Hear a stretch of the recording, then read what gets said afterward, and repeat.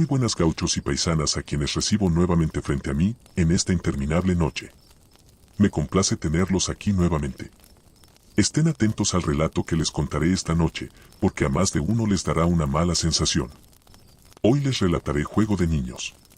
Un pequeño relato que cuenta cómo la mentalidad de un niño por una pequeña cosa puede llegar a formar a un verdadero monstruo.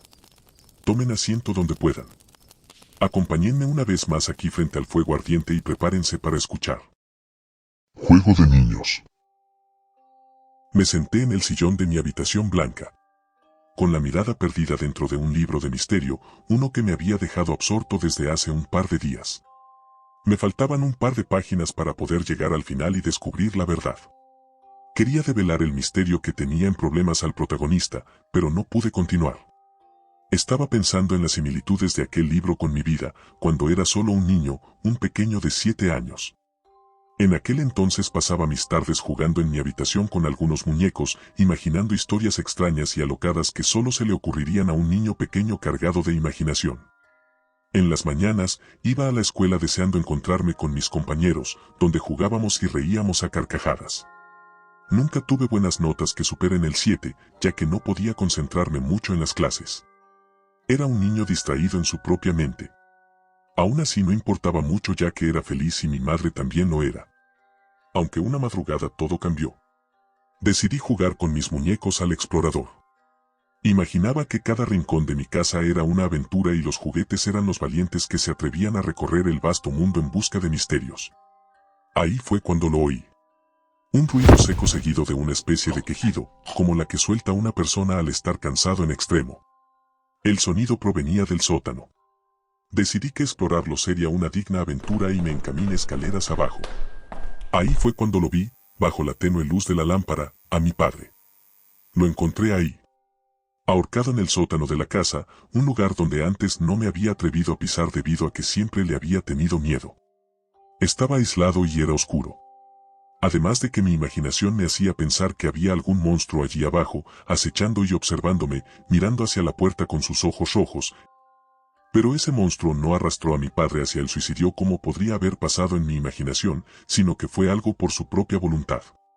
Desde ese día, sentía una curiosidad morbosa hacia lo que había hecho mi padre, y le pregunté a mi madre sobre ello, quería saber las razones de aquella decisión tan drástica. Me respondió con palabras que me sorprendieron, ya que, no esperaba escucharlas al ser un niño que aún no comprendía la vida adulta. Tu padre lo hizo porque había quedado en bancarrota, nos dejó sin importarle nada. Murmuró con rabia, odiando el acto que había hecho mi padre aquel día e insultando su pasada existencia. No comprendí el comportamiento de mi madre, no estaba capacitado para entenderlo en ese momento. Años después entendí que fue por una de las etapas del duelo, la ira. Entendiendo que así era como ella afrontaba la pérdida, estaba sufriendo. Habían pasado un par de meses del suceso y ahora mi madre sufría en silencio para no afectar mi ánimo del día a día, para ser un niño podía notarlo claramente. Desafortunadamente, había algo que continuaba en mi mente desde que había visto colgado a mi padre.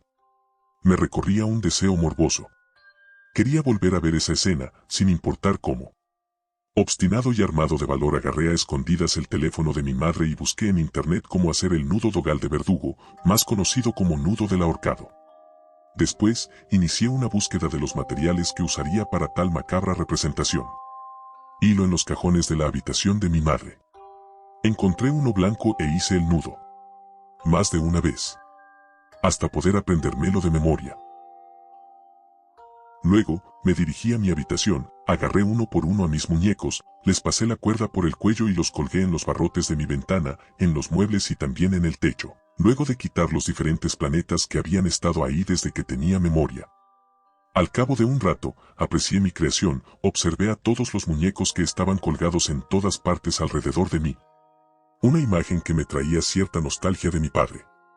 Pero al observarlos uno por uno, noté que ninguno tenía la expresión que había tenido el hombre que alguna vez había estado vivo y se había quitado la vida en el sótano.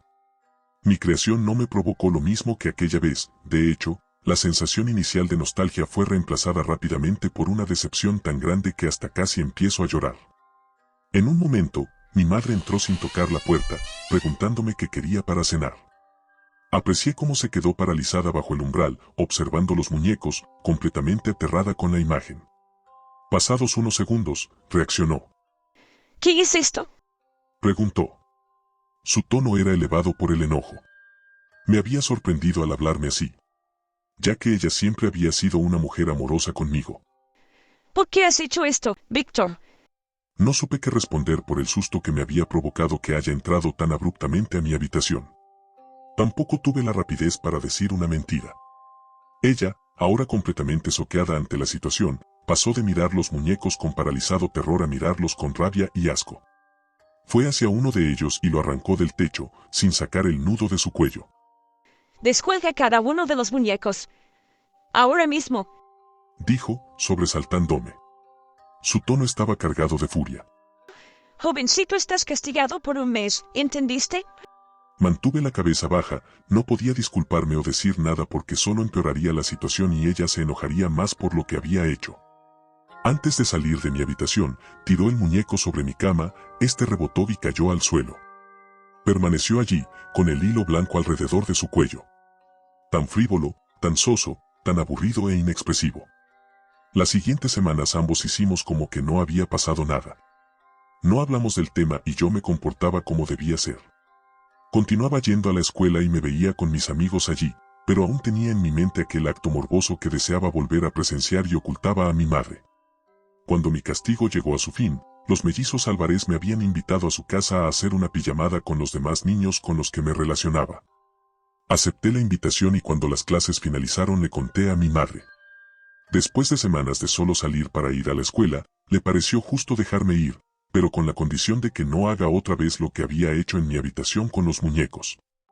Acepté lo que me pedía, recibí un fuerte abrazo y un beso en la frente.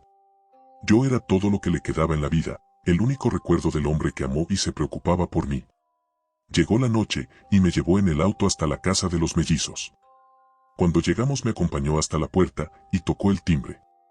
El señor y la señora Álvarez salieron a recibirnos. Mi madre me despidió con un beso en la mejilla y se marchó. La pijamada estaba siendo divertida, acompañada con dulces y películas, además de juegos con los compañeros y más cosas de niños. Por un momento, me habían hecho olvidar de lo que había estado pensando desde hacía semanas. Fue entonces cuando formulé la pregunta que me estaba conteniendo desde hace tiempo. ¿Qué les parece si jugamos un juego? Con la pregunta, había logrado captar la atención de los 4 niños. ¿Qué juego? Dijo uno de ellos. Pensé en un instante en un nombre falso para lo que quería que hagan. El juego de los condenados. Es fácil, es actuación en su mayor parte.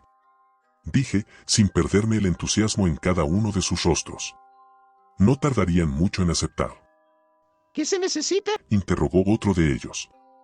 Sonreí de oreja a oreja por estar tan cerca de obtener lo que quería. Además, no rompería mi promesa con mamá. Escuchen, tienen que conseguir cuerda, les tengo que enseñar un nudo antes de comenzar. Dije, con la sonrisa más amplia. Y nada de comentarlo con los adultos, es un juego solo para niños. Dije, con firmeza. Cuando los mellizos trajeron lo que les pedí, rápidamente les enseñé el nudo dogal de verdugo. Ellos no sabían para lo que era, así que fue fácil persuadirlos y decirles que era para que estén bien sujetos en el juego y no caigan. Les expliqué con cautela, cuidando mis palabras al decirles que tendrían que atarlo al techo y meter la cabeza dentro del nudo.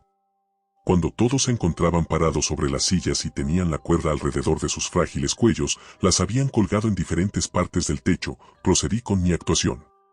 Extendí mis brazos a los lados y dije: Condenados, todos están aquí porque han hecho algo malo. Arrepiéntanse, arrepiéntanse ahora. Sin darme cuenta, había hablado como un hombre de edad adulta y con poder, y solo era un niño con deseos oscuros. Como les había dicho que hagan con anterioridad, se negaron y dijeron que no se arrepentirían de lo que habían hecho, así que me dirigí por detrás de cada uno como se suponía que debía hacer y los empujé, haciendo que comiencen a ahorcarse.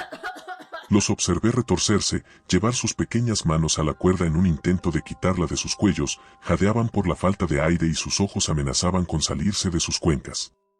Los veía sufrir y los veía morir lentamente. Disfruté cada instante, con cada segundo que pasaba se acercaban a una muerte segura. La puerta a mi espalda se abrió con un estruendo al golpearse contra la pared, los padres de los mellizos entraron. La escena ante sus ojos les transformó el rostro con auténtico horror. 4 niños estaban colgados del techo. Muertos. O cerca de estarlo al menos. El señor y la señora Álvarez entraron con prisa y con delicadeza bajaron a los niños al suelo. Llamaron a una ambulancia y con ella llegó la policía. Me interrogaron sobre lo que había pasado, pero ya no recuerdo lo que les dije. No volví a verlos, lastimosamente, no estaban muertos, pero después del suceso, las autoridades le aconsejaron a mi madre que me envíe a un manicomio. Aquí me visitó cada mes. Por los primeros años hasta que repentinamente dejó de venir. Ya llevo un tiempo aquí. Me hice mayor.